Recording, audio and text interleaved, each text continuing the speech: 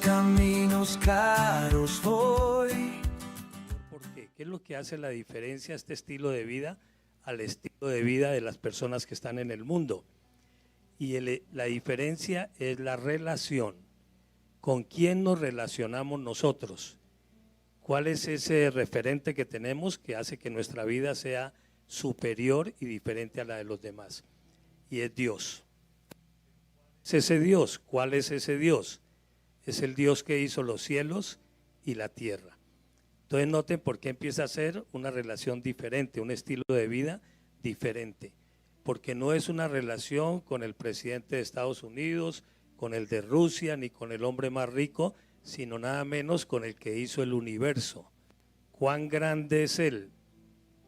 Cuando miramos la Tierra es como una parte muy microscópica comparándola al resto del universo. Y Él dice, con Él es que yo me quiero relacionar, el que hizo el universo. Si Él hizo el universo, ¿habrá algo que sea imposible para Él? ¿Vale la pena ser amigo de Él? ¿Vale la pena caminar con Él? ¿Y vale la pena ser hijo de Él? Entonces es un privilegio muy grande y eso es lo que hace la diferencia. Entonces cuando nosotros nos relacionamos con Dios es muy sencillo, es tan sencillo que a veces nosotros no lo podemos entender. Uno dice, ¿cómo yo recibiendo a Cristo me convierto en hijo de Dios si no siento nada? Cuando lo recibí por primera vez como Señor y Salvador, la persona me dijo, ¿sintió algo? Y le dije, no, no sentí nada. Dijo, no vas a sentir nada, pero Él se va a manifestar en su vida. Y eso me quedó sonando. Él se va a manifestar en mi vida, sí. Entonces, cuando recibimos a Cristo, ¿por qué no sentimos nada? Porque Él es espíritu y nosotros somos materia, que tiene emociones, que necesita palpar para poder sentir. Como Él es espíritu, Él no está hecho ni de materia, ni el espacio, ni el tiempo lo limitan a Él. Él está hecho de otra materia que quiera en un microscopio se puede ver. Entonces, como Él es Dios, dice la Biblia, que lo que vemos fue hecho que no se ve. Lo que vemos fue hecho de lo que no se ve. Y es difícil para el hombre creer en un Dios que no lo ve. Por eso dice la palabra del Señor, el mismo Señor decía, ustedes no creen en mí porque no me ven. Porque no creen en Dios porque no lo ven, dice. El mundo no ve a Dios, por eso no cree en Dios. Pero si usted le pide a Dios que le dé un abrazo, Dios se lo da y usted no lo siente. Y usted dice, Señor, el abrazo, y dice, ya hace rato lo estoy abrazando. Es más, pasé por todas tus células, por tus huesos, por tus tejidos y no me sentiste, pero aquí estoy, te estoy dando un abrazo. Y usted dice, me cuesta trabajo creer eso. Y por eso muchas personas viven una vida cristiana tibia. Entonces no se trata de una religión, no, se trata de una comunión y relación con Dios, de eso se trata. Entonces cuando hice la invitación de recibir a Cristo no sentí nada, yo pensé que iba a sentir que algo me iba a estremecer, pero nada, pero la persona me dijo, no te preocupes, que Él se va a revelar. Entonces yo le digo lo mismo a usted, no se preocupe si usted no está sintiendo nada, pero Él se va a revelar. ¿Y cuándo sucedió eso? A los 8 días. Dios se reveló en mi vida de una manera sobrenatural y cambió todos los aspectos de mi vida. Por eso les digo, esta es una vida superior, una calidad de vida superior. ¿Y superior por qué? Porque mi primer hijo nació muerto y el Señor lo resucitó. Si yo no hubiera conocido a Dios, ¿dónde estaría mi hijo? Si no hubiera conocido a Dios. ¿Cómo iba yo a contender con un médico diciéndole que no, que mi hijo estaba vivo, si estaba muerto? Entonces cuando voy a Dios y le digo, Señor, devuélvale la vida, se la devuelve. ¿No es una vida superior a la de muchas personas? ¿No le gustaría que eso pasara en su vida, en la vida de algún familiar que se murió? Una señora me llamó y me dijo hace mucho tiempo, pastor, venga y resucita a mi hijo que se murió hace 4 días y lo enterramos, pero yo escuché que usted oró por su hijo y su hijo resucitó. Cuando ella me dijo eso, yo dije, Señor, no tengo fe para ir a orar por ese niño. Ya lleva 4 días muerto. ¿Por qué me cuesta tanto trabajo creer en que Dios lo puede resucitar? ¿Y por qué cuando se murió mi hijo, no me costó trabajo. ¿Qué era lo que me faltaba a mí con esa señora? Me faltaba algo que nosotros llamamos empatía o tal vez compasión, como lo hizo el Señor cuando vio que una viuda iba detrás de su hijo muerto y lloraba porque era su único hijo, y dice que sintió compasión por ella y fue y le dijo: no llores más, y luego tocó el féretro y le dijo al niño que se levantara, y se levantó y se lo entregó. Es una vida especial esa. Esa señora tuvo un privilegio de que el Señor estuviera ahí en ese momento, porque cuántas personas han llorado por la muerte de un familiar y no se ha podido recuperar ese familiar de la muerte. Pero dice la Biblia que cuando nosotros creemos en Él y tenemos comunión con Dios, llegará un momento en que nada nos será imposible. Entonces yo, ¿qué le dije a esta hermana? Le dije: mira, cómo quisiera tener la fe en este momento para ir hasta allá y decirle a su hijo que se levante. Pero yo sentía que no se podía comparar lo que yo había hecho con mi hijo a lo que ella me estaba pidiendo. ¿Qué fue lo que me movió a hacer eso de mi hijo? ¿Qué fue lo que me movió? El amor, ¿cierto? Estaba ligado a mí ese hijo, luego tenía mucho de mí ahí para clamar a Dios y para pedir a Dios. Pero eso no me pasó lo mismo con la señora. Yo no tenía esa misma como empatía con ella para decir: ya voy y vamos a orar y Dios lo va a levantar. Pero ahí me habló el Señor también y me dijo: esto es lo que tú tienes que hacer, esta es tu profesión. Tienes que prepararte no para ti mismo, sino para los demás. Tienes que estar preparado para cuando eso suceda, porque así como yo lo hice con esa viuda, tú también lo deberías hacer con esa señora. Y la verdad me dolió mucho porque ella lloraba por teléfono pidiéndome que fuera, pero yo sentía que mi fe no daba para eso. Entonces, ¿qué nos enseña el Señor? Que nosotros debemos prepararnos y crear hábitos en la vida cristiana. Esto no es una religión, esto es vida, y como es vida, yo debo crear hábitos. ¿Cuáles son esos hábitos que van a fortalecer mi vida para hacer que mi vida sea superior? Son los siguientes: la oración, el devocional personal, el estudio de la Biblia, el compartir con los hermanos, el orar echando fuera demonios, quitando cargas de opresión, visitando los hospitales, visitando los que están en las cárceles, sirviendo en la iglesia. Todo eso me va formando y me va creando hábitos. Pero un hábito dice que se forma después de unos 21 días a 66 días, si permanecemos en el hábito. Es decir, si yo todos los días saco tiempo para orar y todos los días me esfuerzo a ser constante en ese hábito y tener el deseo de que ese hábito cada día crezca más en mí, entonces estoy fortaleciendo mi vida espiritual. Y es importante por el tema que vamos a ver ahora, porque vamos a aprender que uno de los hábitos importantes que nosotros necesitamos tener es la oración. La oración. Pero antes de la oración voy a leerles un pasaje de la Biblia que está en San Juan capítulo 6, el verso 63. Dice: el espíritu es el que da vida, la carne para nada aprovecha. Las palabras que yo os he hablado son espíritu y son vida. Entonces, mis hermanos, miren lo interesante de esto. Dice: el espíritu es el que da ¿qué? Vida. La carne para nada aprovecha. O sea, Lázaro murió y Marta y María querían que Lázaro, pero no, Lázaro seguía muerto. La carne para nada aprovecha. Pero vino Jesús y le dijo dónde le pusieron, y dijeron: allí, Señor. Y luego les dice el Señor: quiten la piedra. Y Señor, ya hiede, ya lleva 4 días de muerto, ya no hay forma. Pero esa era la carne la que estaba hablando. Ella estaba mirando con los ojos del mundo y no con los ojos de Dios. Entonces aquí hay algo interesante, mis hermanos.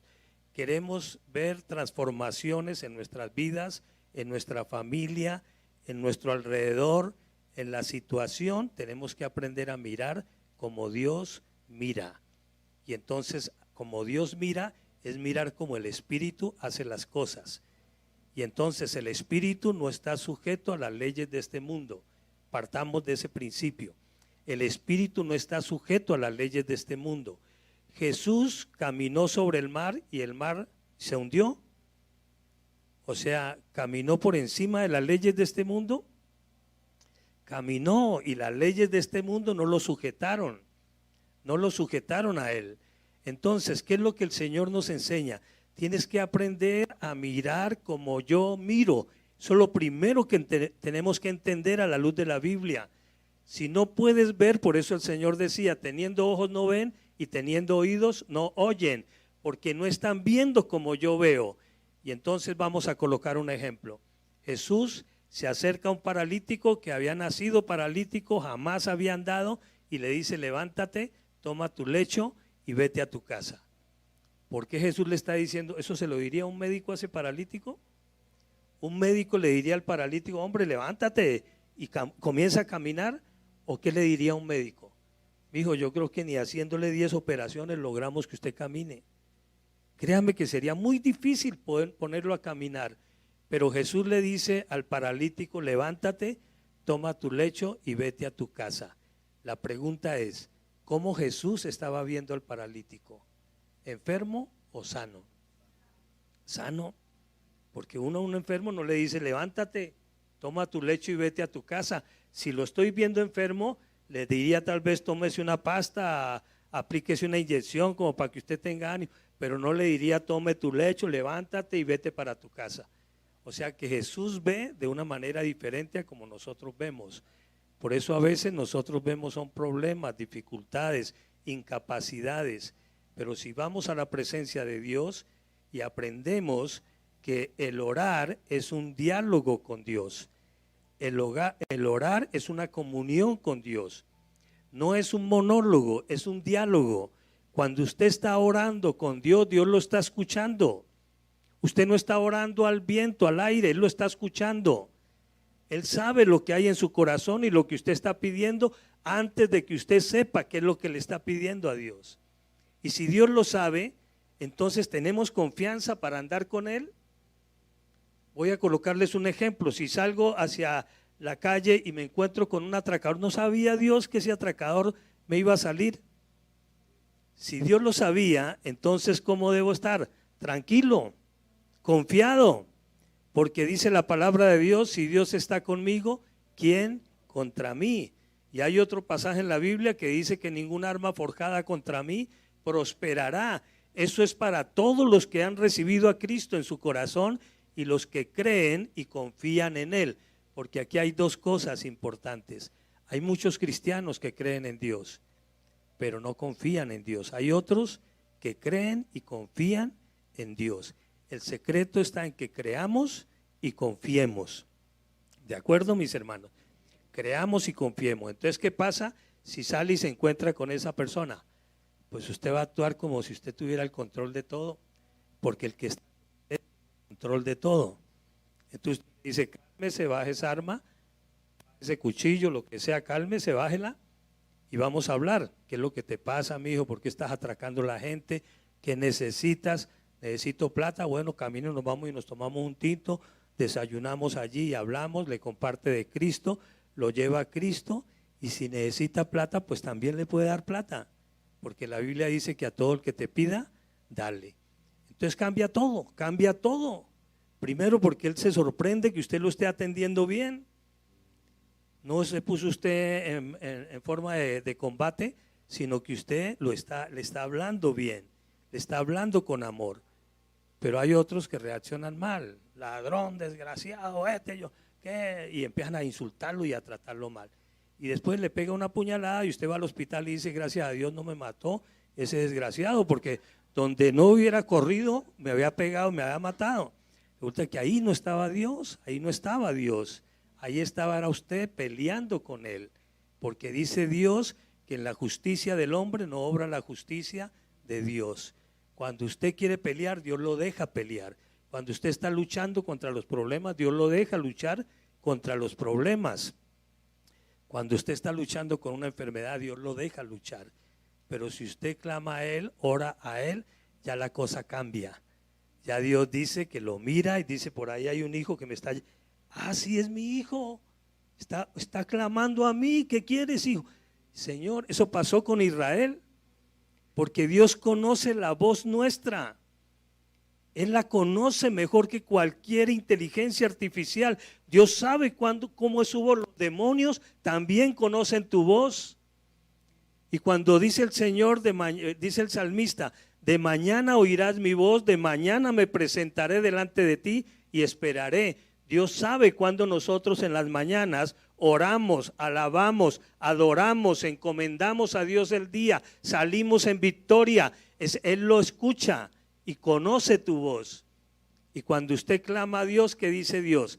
Clama a mí y yo te responderé y te enseñaré cosas grandes y ocultas que tú no conoces. Entonces, cuando nosotros oramos, es un diálogo que está revestido de oración y de comunión con Dios y de diálogo con Dios. O sea, yo hablo y Él me escucha y Él me responde. Entonces, voy a contarles estos testimonios. Una vez iba entrando a una clínica y me encontré con un hombre que conocía y me dijo: pastor, gracias por estar acá.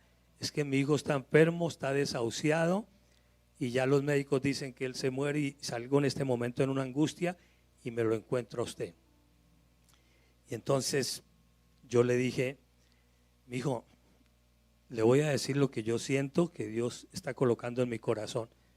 Y dijo: dígame qué es lo que está sintiendo.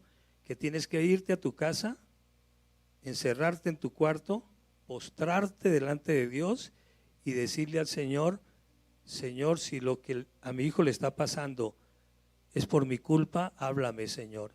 Y abra la Biblia y pídale al Señor que le hable. Y se fue ese hombre para la casa. Se arrodilló, le lloró al Señor, clamó al Señor, abrió la Biblia y preciso el Señor le habló ahí en la palabra y le mostró por qué su hijo estaba enfermo. Y cuando él se arrepintió y le pidió perdón a Dios y regresó al hospital, los médicos lo recibieron con mucha alegría y le dijeron: su hijo no sé qué pasó, no sé qué sucedió, estaba muerto, no tenía esas plaquetas, las tenía muy mal, una bacteria lo estaba matando y resulta que en 2 horas se ha pegado la recuperación más tremenda del mundo. ¿Y qué entendió ese hombre? Que lo que había hecho había quitado lo que estaba perturbando la vida de su hijo y se entregó más a Dios y empezó a buscar más a Dios en su corazón. Entonces, esta relación con Dios me vuelve diferente a todos los demás. A todos los demás. No es porque yo hable duro, no es porque tenga músculos, nada de eso, no. Nada de eso no sirve para nada. Es por la comunión que tengamos con el Señor. Usted se siente amado por Dios, siente que usted es hijo de Dios, siente que Dios lo escogió, aunque usted no lo buscaba, Él te buscó. No lo buscábamos, pero Él nos buscó. Ninguno de los que está aquí está por voluntad propia, porque dice el Señor que nadie puede venir a Él si el Padre no le trae. Dios te trajo a Jesús, no a una iglesia, porque Él está aquí, dice, donde 2 o 3 se reúnen en mi nombre, yo estoy en medio de ellos. Entonces Jesús te trajo ¿a dónde? A esta iglesia. Aquí te trajo el Señor y te trajo para que lo conozcas, porque usted sale de esta iglesia, sale de este lugar, pero ¿quién va con usted?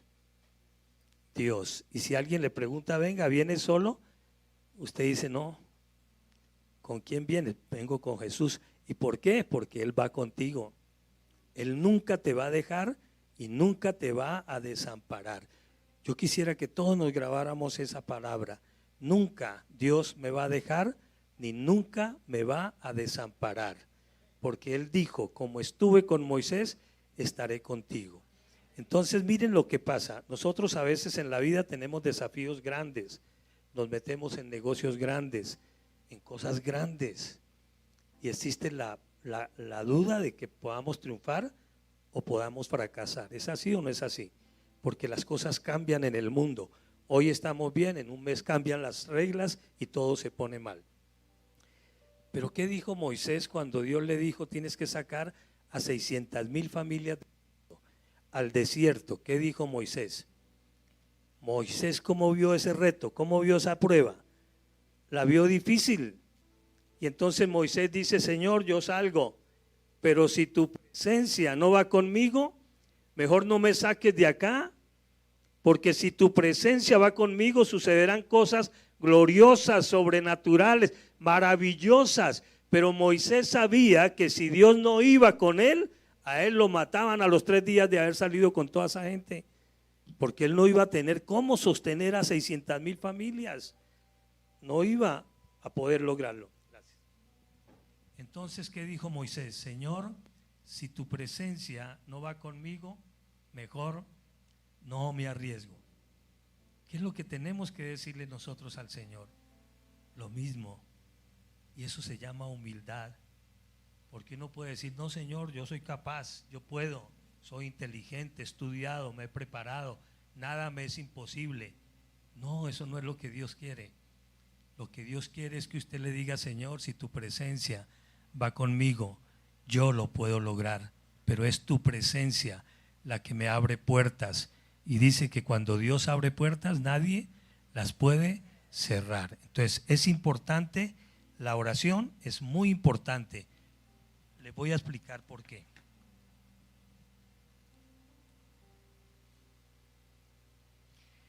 Bueno, vamos a leer un pasaje de la Biblia que está en Santiago 5 del 13 al 18. Entonces ya vimos el primero que dijo el Señor, mis palabras son espíritu y son ¿qué? Vida. O sea, la palabra de Dios no es como la palabra del hombre, ¿sí? En una ocasión los apóstoles se molestaron porque el Señor dijo, el que no come mi carne y bebe mi sangre no puede tener la vida eterna. Y ellos dijeron, pero ¿cómo podemos comer tu carne y beber tu sangre? Ellos no entendían porque estaban mirando era con los ojos de la carne.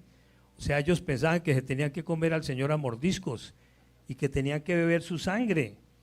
Y entonces un tipo dijo, tienes un demonio, esto es una blasfemia, y todo se formó un problema y muchos se fueron para atrás. Pero ¿qué dijo el Señor? El Señor luego dicen, es que no entienden, y llegó a los discípulos y les dijo, ustedes también se quieren ir. ¿Y qué dijo Pedro? Señor, ¿a quién iremos si solo tú tienes palabras de vida eterna? Las palabras de Jesús son palabras de vida eterna, son palabras con propósito, son palabras con poder. El cielo y la tierra fueron hechos por la palabra de Dios. O sea que la palabra de Dios es poder. Lo que hace diferente a nuestras vidas es que Jesús dijo, todo el que a mí venga, yo le daré vida abundante. Vida abundante. ¿Y qué es esa vida abundante? Es una vida con propósito, es una vida plena, es una vida diferente a la de las personas del mundo. Porque mientras en el mundo hay temor, en nosotros no hay temor. Pero ¿por qué no hay temor en nosotros? No porque seamos fuertes, no, porque el que está en nosotros quitó el temor. Quitó el temor. Una vez llegó un niño a un lugar y a todos les cascaba, a todos los demás niños le cascaba. Y ese niño parecía un karateca y ¡guau! Le pegaba al uno y le pegaba a otro. Y entonces lo llamaron y le dijo, ¿qué estás haciendo? Pues dijo, no, es que a mí nadie me gana. ¿Y por qué nadie te puede ganar? No es que vengo con mi papá. Y el papá de él era un King Kong tremendo. Y si alguien se metía con ese niño, pues el papá lo cogía del pelo y lo levantaba. ¿Por qué ese niño se sentía tan fuerte? Porque iba ¿con quién? Con su papá. Así pasa con Dios. Cuando usted camina con Dios, ¿usted se siente así? ¿Usted se siente así? Cuando caminamos con Dios, porque Él dijo, ahora la relación con ustedes no son de siervos, sino son de hijos. O sea, yo quiero ser un papá para ustedes. Ese papá que usted nunca tuvo, ese papá que siempre decía no hay dinero, no hay cómo, no te metas, piénsalo bien, calcula bien, ese papá no soy yo. Yo soy el que te digo que si caminas conmigo te irá bien, no tendrás temor de nada. Y por eso David decía, aunque un ejército acampe contra mí, no temerá mi corazón, porque en él estoy confiado, confiado. Entonces el pasaje es Santiago 5 del 13 al 18. Dice, ¿está alguno entre vosotros afligido? Haga oración. Miren a dónde lo mandó el Señor. ¿A qué? ¿A dónde lo mandó? Haga oración. ¿Está alguno alegre? Cante alabanzas. ¿Está alguno enfermo entre vosotros? llame a los ancianos de la iglesia y oren por él, ungiéndole con aceite en el nombre del Señor. Y la oración de fe salvará al enfermo y el Señor lo levantará. Pongan mucho cuidado a esto, que aquí hay un tesoro tremendo. Y el Señor lo levantará. Entonces ya vimos dos cosas, el afligido y el enfermo. Dos situaciones que a veces tenemos que enfrentar, aflicciones y enfermedades. Y luego dice, y la oración de fe salvará al enfermo y el Señor lo levantará. Y si hubiere cometido pecados, le serán ¿qué? Perdonados. Confesaos vuestras ofensas unos a otros y orad unos por otros para que seáis sanados. Confesaos vuestras ofensas unos a otros. Esto sí que es complicado, porque yo le pregunto una cosa, ¿a usted le gustaría confesarle a algún amigo que cometió algo tremendo? ¿O usted lo piensa dos veces para decirlo? ¿Usted tiene personas de confianza como para abrirle el corazón y decirles que yo he cometido muchas embarradas? Porque ese amigo hoy puede ser su amigo, pero mañana puede ser su enemigo. Entonces, ¿qué pasa? ¿Y cómo nos volvemos nosotros? Callados. Alguien decía un profesor en el colegio, decía, usted nunca confiese sus cosas malas, más bien espera que se las descubran, pero no se ponga a decirle a todo el mundo que usted es malo, porque entonces todo el mundo le va a sacar el cuerpo. No sea bruto, espera que y si le descubren, si es que le descubren lo malo que usted es, pues entonces ahí sí ya mire qué va a hacer. Pero calle, y se enseña uno a qué, a callar, no confíe en nadie.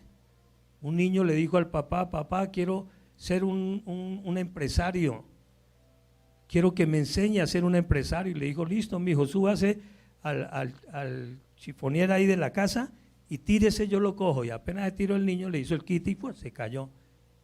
Y le dijo, en cuestiones de negocios no confíe ni en su papá. Esa es la primera enseñanza, en cuestiones de negocios no confíe ni en su papá. ¿Y usted cree que se le olvidó a ese niño esa enseñanza? Yo creo que no volvió a confiar ni en el papá. Yo creo que lo llevó a la piscina y le dijo, tire, y dijo, no, yo más bien me pongo un neumático antes de tirarme. Ya no confiaba ni en el papá. Dijo, así son los negocios, entonces aprende esto y que te quede bien. No confíes en nadie. Entonces, mis hermanos, ¿qué dice este pasaje? Dice que reúna a los ancianos y oren por él si estás enfermo. Y aquí viene la tercera. Elías era hombre sujeto a pasiones semejantes a las nuestras y oró fervientemente para que no lloviese. Y no llovió sobre la tierra por 3 años y 6 meses. Y otra vez oró y el cielo dio lluvia y la tierra produjo su fruto. Milagros. ¿Cuántos milagros nosotros necesitamos que sucedan? Dice que Elías oró para que no lloviera y no llovió por 3 años y 6 meses. ¿Eso fue un milagro? Sí. Y luego oró para que lloviera y volvió a orar fervientemente y vino la lluvia. Entonces vienen 3 cosas importantes en este pasaje. Hay muchas más, pero vamos a ceñirnos en 3 que son los problemas que se plantean aquí. Aflicciones. Entonces la primera es, el Señor quita las aflicciones. Y vamos a ver un pasaje de la Biblia. Bueno, ya lo leímos, está alguno afligido, haga oración. Pero miren este pasaje de la Biblia que es el Salmo 34, del 10 al 19.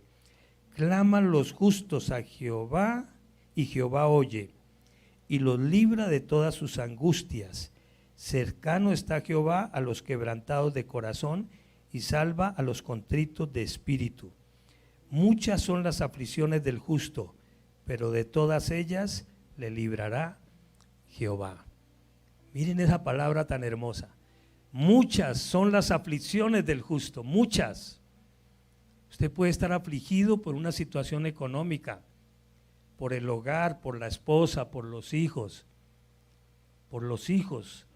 Una señora me decía, por favor, pastor, ore por mis hijos que se metieron en las drogas. Eso produce aflicción, eso produce tristeza y eso lleva a las personas a orar, pero no con fe, sino como con lamento.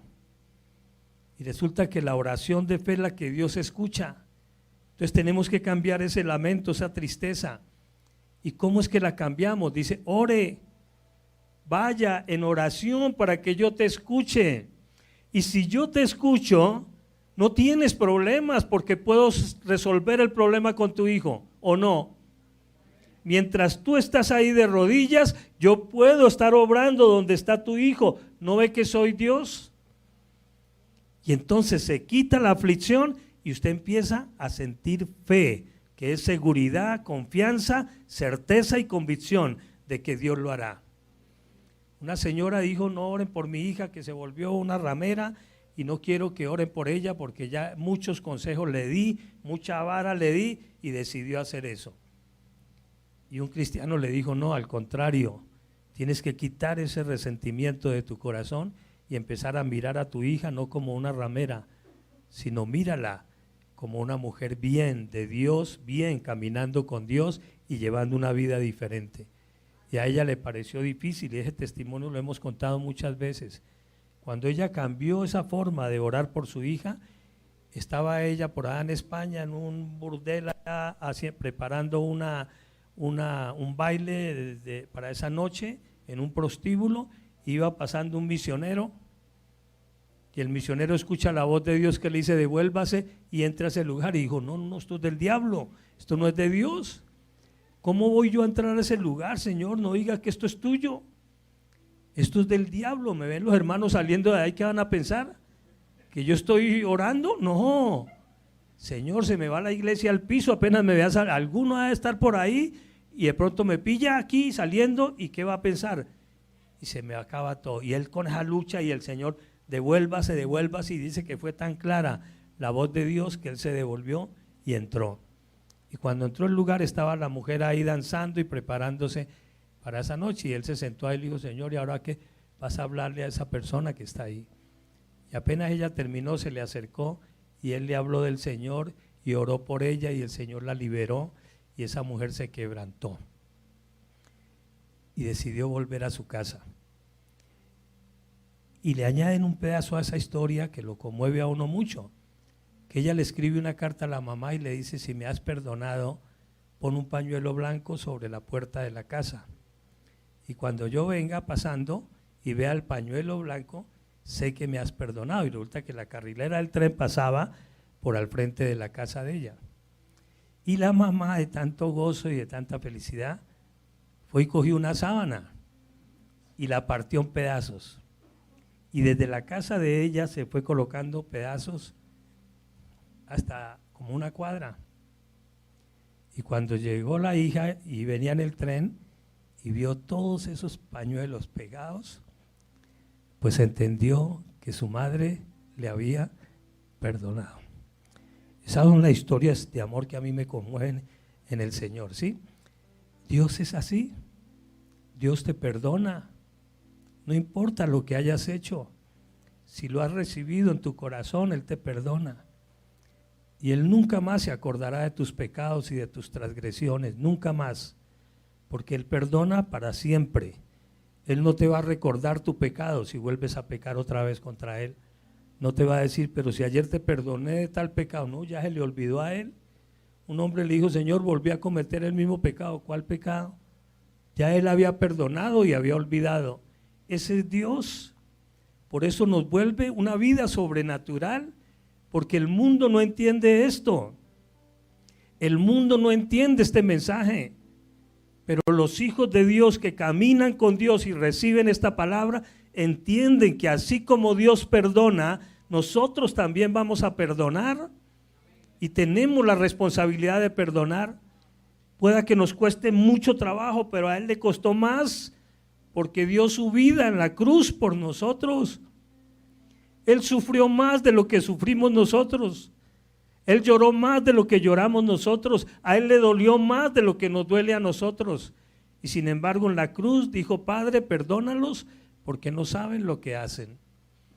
Entonces, ¿cuántas aflicciones tenemos nosotros en nuestro corazón? Pregúntate, ¿qué me aflige a mí? El esposo, la esposa, los hijos, la mamá, el papá, la economía, las enfermedades, ¿qué me aflige? Y vamos a orar por eso en esta mañana.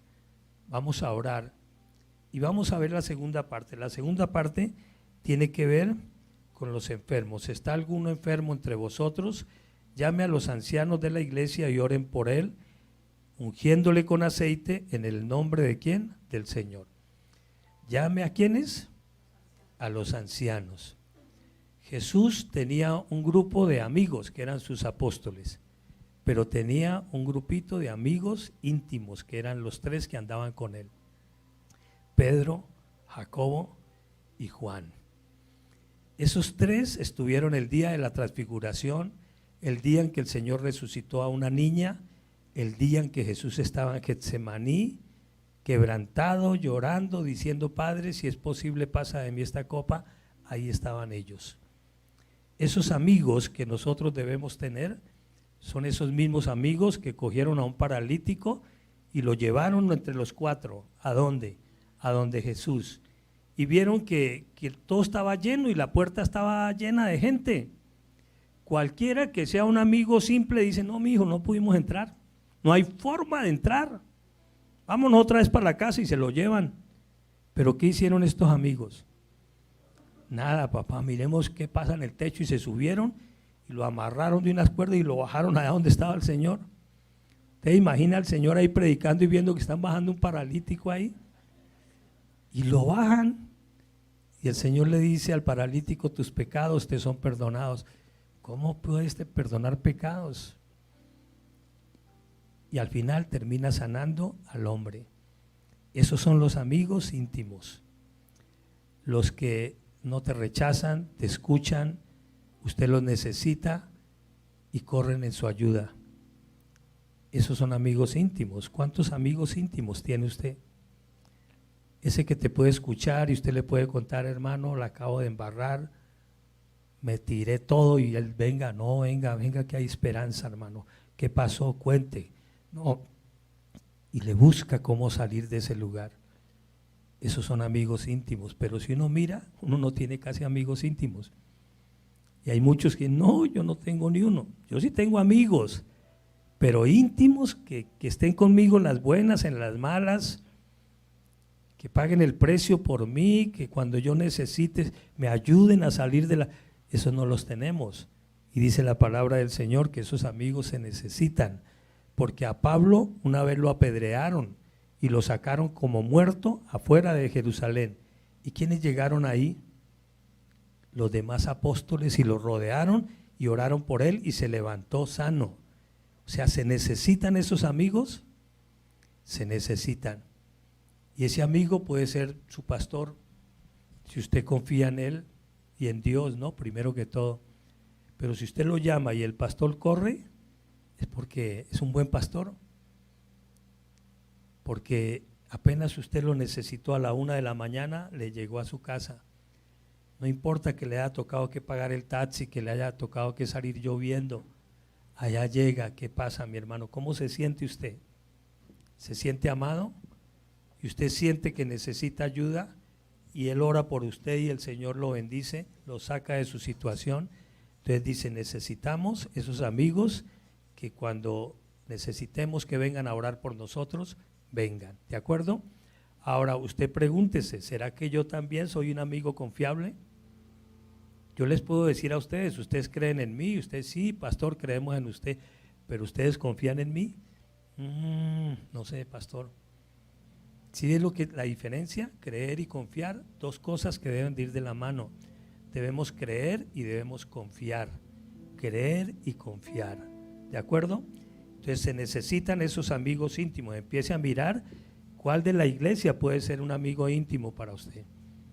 Y usted también dígale: Señor, yo quiero volverme una persona confiable, un hermano confiable, un amigo íntimo, que cuando lo vean a usted: mi hermano, venga que lo necesitaba, y llore y llore. ¿Qué te pasó, mi hermano? Camine, vamos. ¿Sí me hago entender? Ese amigo que usted pone el pecho para que llore y usted tiene paciencia y pueda que esté haciendo otras cosas, pero usted las deja a un lado porque le importa más la vida de la persona que lo que está haciendo. Esos amigos se necesitan, mis hermanos. No se crea un llanero solitario en esto. En la vida cristiana no hay llaneros solitarios. Todos necesitamos los unos de los otros. Ahora, ¿qué tal si toda la iglesia orara por su necesidad? Usted saldría rápido, saldría volando de la iglesia, de una.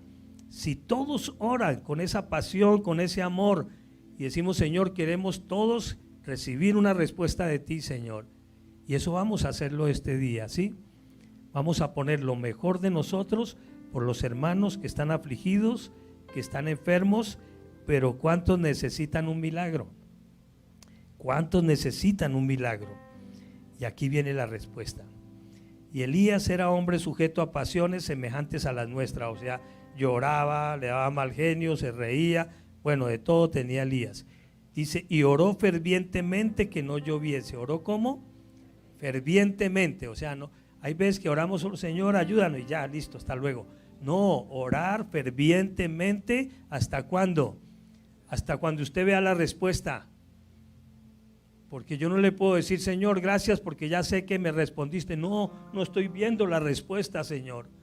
Tengo que seguir orando hasta cuando vea la respuesta, Señor. Porque tu palabra dice que si un hijo le pide a un padre pan, ¿le dará piedras?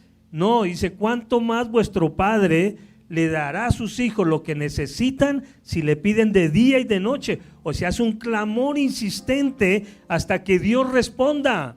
Y eso quiere decir que usted está esperando la respuesta de Dios, que usted no se conforma con que le diga, bueno, espere, no, yo no puedo esperar así. Yo necesito ver una respuesta, Señor. Elías necesitaba que lloviera y por eso llovió, ¿sí? Y miren lo que dice aquí la conclusión entonces. Hoy recordamos la importancia de cómo crear un hábito de oración necesario en nuestras vidas, para que nuestra vida espiritual crezca. La oración trae muchas respuestas de parte de Dios. Quita las aflicciones, trae sanidad y hace milagros. Hace milagros.